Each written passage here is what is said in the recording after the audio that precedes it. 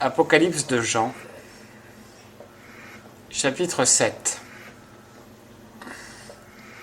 Après cela, je vis 4 anges qui se tenaient aux 4 coins de la terre, retenant les 4 vents, afin qu'aucun vent ne soufflât, ni sur la terre, ni sur la mer, ni sur aucun arbre. Puis je vis un autre ange qui montait du côté de l'Orient, tenant le sceau du Dieu vivant.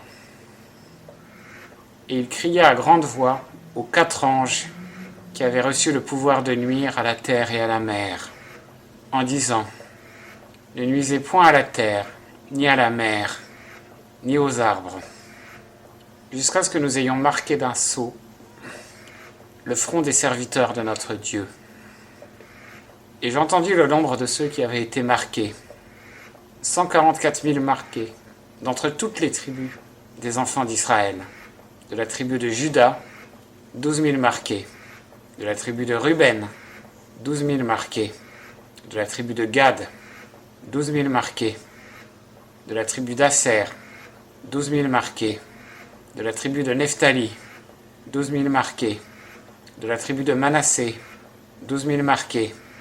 De la tribu de Siméon, 12 000 marqués. De la tribu de Lévi, 12 000 marqués. De la tribu d'Issachar, 12 000 marqués. De la tribu de Zabulon, 12 000 marqués. De la tribu de Joseph, 12 000 marqués.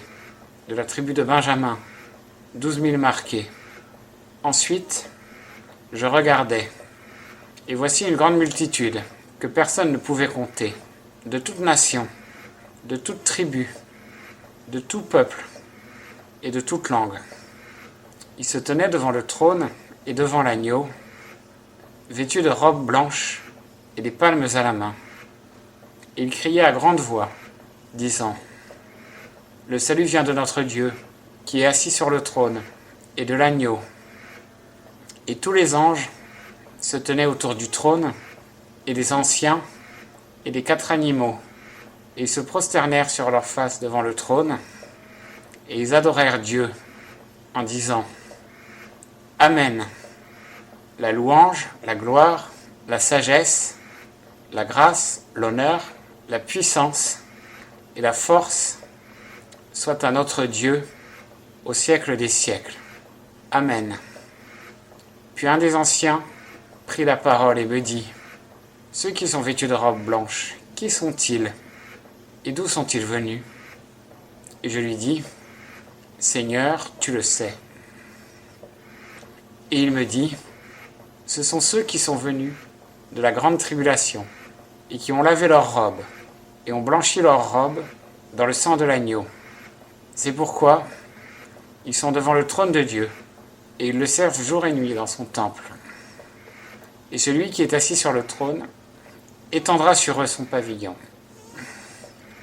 Ils n'auront plus faim, et ils n'auront plus soif, et le soleil ne frappera plus sur eux, ni aucune chaleur, car l'agneau qui est au milieu du trône les paîtra et les conduira aux sources des eaux vives, et Dieu essuiera toute larme de leurs yeux.